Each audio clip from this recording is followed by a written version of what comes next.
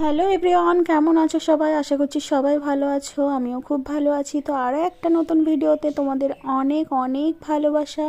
তো আজকে হলো বৃহস্পতিবার, তো বৃহস্পতিবারে আমি কিভাবে পুজো করি সেটা নিয়েই একটা ছোট্ট মিনি ব্লগ তোমাদের সামনে নিয়ে এসেছি আজকে।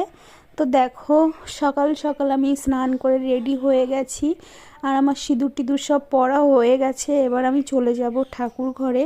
তো এই যে আমি ঠাকুর ঘরে চলে এসেছি। তো এখন আমি ফুলগুলো তুলে নিয়ে এসেছি, এখানে সমস্ত ফুল আছে। আর তারপরে আমি মেজে নেবো ঠাকুরের বাসনগুলো।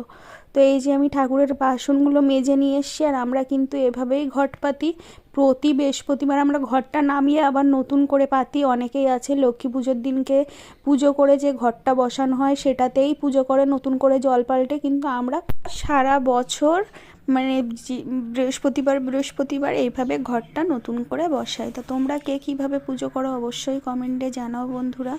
আর আমি সকাল সকাল পুজোটা করে নিয়েছি, আর পাঁচালি পরবো আমি রাত্রিবেলা সন্ধে দেওয়ার সময়।